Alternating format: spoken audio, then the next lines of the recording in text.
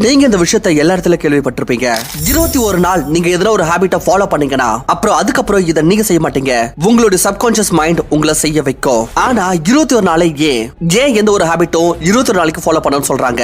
இந்த விஷயத்தை உங்களுக்கு யாரும் சொல்லியிருக்க மாட்டாங்க. ஆனா இந்த வீடியோவை நீங்க கம்ப்ளீட்டா பாத்துட்டீங்கன்னா அப்புறம் உங்களை 21 நாளைக்கு வேலை செய்யவோ உழைக்கவோ யாராலையும் தடுக்க முடியாது. அப்படி இது நடக்கலனா கமெண்ட் பாக்ஸ் உங்களுக்கு காலியா இருக்கு. எவ்வளவு திட்டணுமோ திட்டிட்டு போங்க. ஆனா கமெண்ட் பண்ணாம போகாதீங்க.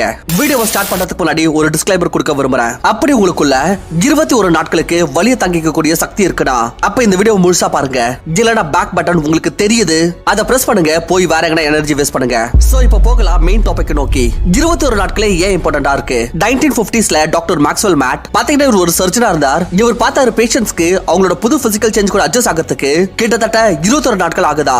அவர் அவரோட புக் சைக்கோ சைபர்நெட்டிக்ஸ்ல தெரிவிச்சிருக்கார். எந்த ஒரு புது ஹாபிட்டையும் அடாப்ட் பண்ணிக்க இல்ல முழுமையாக விடுறதுக்கும் குறைஞ்சபட்சம் 21 நாட்கள் ஆகுமா. இன்னைக்கு இருக்கிற ஸ்டடீஸ்க்கு அக்கார்டிங், யுனிவர்சிட்டி ஆஃப் லண்டனோட ரிசர்ச்க்கு அக்கார்டிங் எந்த ஒரு ஹாபிட்டும் ஃபுல்லி ஆட்டோமேட் ஆகிறதுக்கு 66 நாட்கள் ஆகுமா. அண்ட் ஸ்டார்டிங்கோட இந்த 21 நாட்கள் இருக்கு, இது தான் ரொம்பவே குரூஷியல் ஆனதா.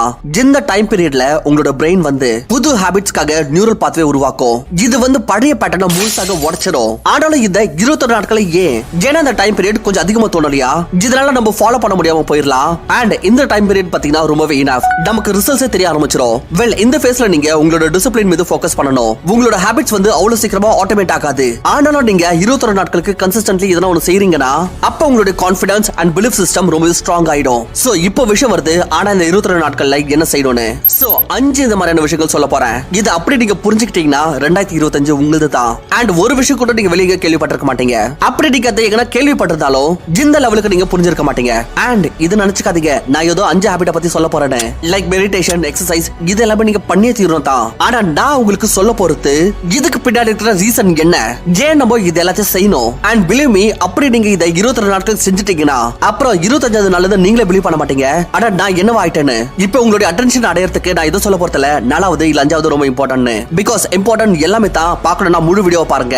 இல்லனா இப்போ கூட நீங்க போகலாம். பாயிண்ட் நம்பர் 1, இந்த ஸ்ட்ராட்டஜில எவ்வளவு சக்தி இருக்குன்னா நீங்க எந்த ஒரு ஹாபிட்டையும் எந்த ஒரு சக்தி எந்த ஒரு வில் பவர் இல்லாமலே உங்களால மாத்த முடியும். கிட்டத்தட்ட 2500 வருஷத்துக்கு முன்னாடி சைனால ஷங்ஜன்ற பேருல ஒரு மிலிட்டரி ஜெனரல் இருந்தாரு. இவரோட ஃபேமஸ் புக் ஆர்ட் ஆஃப் வார்ல தெரிவிக்கப்பட்டிருக்கு அவர் அதிகபட்சமான வார சண்டை போடாமலே ஜெயிச்சிருவாரா. ஏன்னா அவர் எம்பையரோட அதிகமான பகுதி வீக் ஆர்மிங் கூட சண்டை போட்டு ஜெயிச்சாரா. அண்ட் அந்த வீக் எம்பையர்களை தோக்கடிச்சு அவரோட எம்பையரை எவ்வளவு பெருசாக்கிட்டார்னா இப்போ அவருக்கு பெரிய ஆர்மி கூட சண்டை போடுவோம் எந்த கஷ்டமும் இல்லையா. அண்ட் பெரிய ஆர்மி கூட சண்டை போடுறப்போ அவங்கள எந்த மாதிரி இடத்துல அட்டாக் பண்றாருன்னா எங்க எதிரிகளோட சக்தி ரொம்ப ஸ்ட்ராங்கா இல்லாம இருக்குமோ, லைக் மலைகள் பாலைவனங்கள் மாதிரியான இடத்துல பெரிய ஆர்மி கூட சண்டை போடுறது கஷ்டமா இருக்கும். ஆனா சின்ன ஆர்மி கூட சண்டை போட்டு உங்களே சக்திசாலி ஆக்கிக்கோங்க. சோ தட் பெரிய ஆர்மி கூட சண்டை போடுறது உங்களுக்கு சுலபமாயிடும். வெல் இதே போல தான் பெரிய பழக்கங்கள் கூட சண்டை போடுறது கஷ்டமா இருக்கும். சோ இதனால தான் நான் சொன்னேன் ஃபைட் வித் ஸ்மால் ஹாபிட்ஸ். ஏன்னா இது சுலபமா இருக்கும். ஏன்னா இதுக்கப்புறம் நீங்க ஸ்ட்ராங் ஆக்கிட்டீங்கன்னா அப்புறம் புது ஹாபிட்ஸை மாத்துறது அவ்வளவு டிஃபிகல்ட்டியா இருக்காது. அப்படி நீங்க ரீடிங் பண்ணிட்டு இருக்கீங்கன்னா அப்ப எந்த இடத்துல பண்ணிட்டு இருக்கீங்கன்னா உங்களோட பெட் உங்களுக்கு பக்கத்துல இருக்கும். நீங்க எந்த இடத்துல படிச்சிட்டு இருக்கீங்கன்னா அங்க உங்களோட போன் பக்கத்துல இருக்கு. சோ அப்படி உங்களோட வேலையை நீங்க எந்த இடத்துல செய்றீங்கன்னா உங்களை ஈஸிலி டிஸ்டர்ப் பண்ண முடியும்னா அப்ப உங்களுக்கு அங்க எப்பவுமே ஒரு ஸ்ட்ராங்கான சிச்சுவேஷன் தான் கிரியேட் ஆகும். சோ இதனால நீங்க அந்த ஸ்ட்ராங் சிச்சுவேஷன் கூட சண்டை போடக்கூடாது. நீங்க பெரிய ஆர்மி கூட இல்ல முதல்ல சின்ன ஆர்மி கூட சண்டை போடணும். முதல்ல சின்ன ஹாபிட்ஸை சேஞ்ச் பண்ணி உங்களுக்குள்ள இருக்கிற வில் பவர் அதிகரிங்க. இது உங்களோட பெரிய ஹாபிட்ஸை மாத்துறதுக்கு முழுமையாக ஹெல்ப் பண்ணும். அப்படி உங்களுக்கு இந்த பாயிண்ட் நல்லா புரிஞ்சிருச்சுனா அப்ப மேல் கொண்டு போகலாம். அப்படி புரியலனா கமெண்ட் செக்ஷன் உங்களுக்கு காலியா இருக்கு. நான் 24/7 உங்களுக்கு அவைலபிளா இருக்கேன். என்ன ஹெல்ப் தேவையோ நீங்க டைரக்டா கேளுங்க. இப்போ இந்த விஷயம் புரிஞ்சிருச்சு. 20 நாளுக்கு வேலை செய்யணும். ஆனா எந்த இடத்துல வேலை செய்யணும் அதுதான் தெரியல. அப்புறம் நீங்க இந்த வழி எங்க போகுதோ அப்படியே தான் போவீங்க. சோ இதனால பாயிண்ட் நம்பர் 2, செட் 21 டேஸ் கோல். உங்களுடைய என்ன ஒரு கோல் இருக்கோ அதை ஃபிக்ஸ் பண்ணுங்க. 21 டேஸ்ல நான் இதை அச்சீவ் பண்ணணும்னு.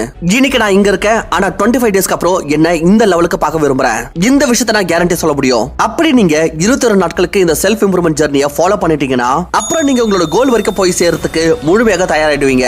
Point number 3, cut your connections, go in isolation. இப்போ நீங்க ஒரு கிரியேட்டரா இருக்கீங்கன்னா இல்ல எதனா ஒரு ஃபீல்ட் எங்க நீங்க யோசிக்க வேண்டியதா இருக்குன்னா அப்ப இந்த பாயிண்ட கவனமா கேளுங்க. இங்க பாருங்க, அப்படி நீங்க லைஃப்ல உண்மையாக எதனா செய்யணும்னு விரும்புறீங்கன்னா அப்ப நீங்க உலகத்துக்கிட்ட இருந்து உங்களோட கனெக்ஷனை கட் பண்ணியே தீரணும். நீங்க இத தேவையில்லாத ஆட்கள் எல்லாரும் கூட உங்களோட கனெக்ஷனை கட் பண்ணணும். யார் வெறும் உங்களோட டைமை வேஸ்ட் பண்ணிட்டு இருக்காங்களோ. இப்ப நான் இதை சொல்ல போறதுல வாட்ஸ்அப்ல எழுதிருங்க அன்அவைலபிள், இன்ஸ்டாகிராம், ஃபேஸ்புக், நெட்ஃபிளிக்ஸ் எல்லாத்தையும் டெலிட் பண்ணிடுங்க. இல்ல நீங்க இந்த மாதிரி எதுவுமே செய்யக்கூடாது. ஏன்னா இதனால நீங்க திரும்பவும் ஸ்ட்ராங் ஹாபிட்டுடன் ஃபைட் பண்ணுவீங்க. நான் முதல்ல சொன்னேன் நம்ம முதல்ல நம்மளோட வீக் ஹாபிட்ஸ் மீது ஒர்க் செய்யணும். சோ எந்த ஒரு விஷயத்தையும் டெலிட் பண்றதுக்கு பதிலாக அதுக்குள்ளேயே இந்த மாதிரியான கண்டென்ட்லாம் கன்சியூம் பண்ணுங்க. இது உங்களுக்கு உபயோகமாக இருக்குமோ? ஃபார் எக்ஸாம்பிள் ஸ்டடீஸ்ல இருக்கீங்கன்னா அப்ப நெட்ஃபிளிக்ஸ்ல மோட்டிவேஷனல் மூவிஸ் பாருங்க, இன்ஸ்டாகிராம்ல இந்த மாதிரியான எமோஷனல் ரீல்ஸ் பாருங்க. இதனால நீங்களே அந்த ஆப்பை க்ளோஸ் பண்ணிட்டு வேலை செய்யணும்ன்ற எண்ணம் வரணும். Facebookல இந்த மாதிரி நாட்களோட போஸ்ட் பாருங்க, யாரை பாக்குறதுனால உங்களுக்கு இன்ஸ்பிரேஷன் கிடைக்குதோ. அண்ட் எப்ப நீங்க இந்த வீக் ஹேபிட்ஸ் உடன் ஃபைட் பண்ண கத்துக்கிட்டீங்களோ அப்புறம் நீங்க பெரிய ஆக்ஷன்ஸ் எடுக்கலாம். ஆனா இது எல்லாத்தையும் நீங்க தனியாக செய்யணும், ஐசோலேஷன்ல செய்யணும். ஏன்னா அப்படி நீங்க இது உங்களோட நண்பர்கள் கூட செஞ்சீங்கன்னா அப்ப நீங்க உங்களோட லிமிடேஷனை கண்டிப்பாக கிராஸ் பண்ணிடுவீங்க. Now point number 4 is gratitude. அதாவது தேங்க்ஃபுல்லா இருங்க. மேல இருக்கிறவருக்கு தேங்க்ஸ் சொல்லுங்க. கடவுள் உங்களுக்கு எல்லாமே கொடுத்திருக்காரு, என்ன உங்களுக்கு தேவையோ. கடவுள் உங்களுக்கு ஒரு நல்ல சரீரம் கொடுத்திருக்காரு, நிறைய பேர்கிட்ட இது கூட இல்ல. உங்களுக்கு அம்மா அப்பா கொடுத்திருக்காரு, நிறைய பேருக்கு அம்மா அப்பாவே இல்ல. உங்களுக்கு தங்கறதுக்கு வீடு கொடுத்திருக்காரு, நிறைய பேர்கிட்ட கூரையே இல்ல. சோ இதனால லைஃப்ல எப்பவுமே யோசிக்காதீங்க என்கிட்ட இது இல்ல அது இல்ல, கடவுள் எனக்கு அநீதி பண்ணிருக்காரு. ஏன்னா அப்படி உங்களுக்கு அநீதி நடந்திருக்குன்னா மற்றவங்க யார்கிட்ட எல்லாம் இதெல்லாம் இல்லையோ அப்போ அவங்க கிட்ட கடவுள் என்ன பண்ணிருக்காரு? இந்த விஷயத்தை நீங்க ஒரு வாட்டி கண்டிப்பா யோசிச்சு பாருங்க. சோ இதனால நீங்க கடவுளுக்கு எப்பவுமே தேங்க்ஸ் சொல்லணும். இப்போ நம்ம லாஸ்ட் பாயிண்ட்க்கு வரலாம். இது என்னன்னா திங்க் அபவுட் யுவர் பேரண்ட்ஸ். ஜெனிக்கலா உங்களுக்கு டிமோட்டிவேட்டடாக ஃபீல் ஆகுதோ, வேலை செய்யறதுக்கு மனசு இல்லையோ, அப்ப ஒரு வாட்டி உங்களோட பேரண்ட்ஸை பத்தி கண்டிப்பா யோசிச்சு பாருங்க. நினைச்சு பாருங்க அவங்க என்னெல்லாம் செஞ்சு உங்களை இது வரைக்கும் கொண்டு வந்திருக்காங்க. ஆனா நீங்க இதனால வேலை செய்யாம போறீங்கன்னா ஏன்னா நீங்க டிஸ்ட்ராக்டடா இருக்கீங்க, உங்களுக்கு அந்த வேலை செய்யணும்ன்ற மனசு இல்ல, உங்களோட உடம்பு சோர்வா இருக்குன்னு. அப்போ அவங்களோட பாடி எனக்கு சோர்வானது இல்லையா?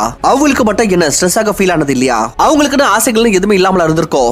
இந்த எல்லாத்தையும் பத்தியான விஷயங்களை யோசிக்கிறதுனாலயே உங்களுக்குள்ள அடுத்த லெவலுக்கான மோட்டிவேஷன் வரும். இத ஒரு மோட்டிவேஷனல் ஸ்பீக்கரால கூட கொடுக்க முடியாது. சோ இதுதான் சில 5 பாயிண்ட்ஸ். இத நீங்க 20 நாட்களுக்கு கடைபிடிக்கணும். அண்ட் பிறகு உங்களுக்கு ரிசல்ட்ஸ் தெரிய ஆரம்பிச்சிடும். ஆனா இது கூடவே நீங்க exercise, early wake up, learning new skills, இந்த எல்லா விஷயத்தையும் மீது வேலை செய்யணும். அப்பதான் நீங்க உங்களோட லைஃப்ல எதனா அச்சீவ் பண்ண முடியும். இப்ப எனக்கு தெரியும் 90% ஆட்கள் என்னோட வீடியோ விட்டு போயிட்டு இருப்பாங்க.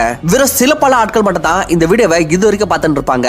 சோ நான் கிட்ட ஒரு விஷயம் சொல்றேன், உங்களோட வாழ்க்கை எது வரைக்கும் சேஞ்ச் ஆகாம இருக்கும்னா உங்களுக்குள்ள இருந்து சத்தம் வரணும், அதை சேஞ்ச் பண்ணணும்னு. அப்படி இந்த வீடியோ உங்களுக்கு பிடிச்சிருந்துச்சுன்னா லைக், சப்ஸ்கிரைப் அண்ட் கமெண்ட் கண்டிப்பா பண்ணுங்க. ஏன்னா இதனால எனக்குள்ள இருந்து மோட்டிவேஷன் வரும். அண்ட் நானும் உங்களுக்காக இந்த மாதிரியான கண்டென்ட்ஸ் உருவாக்குறதுக்கு முயற்சி பண்ணிட்டே இருப்பேன்.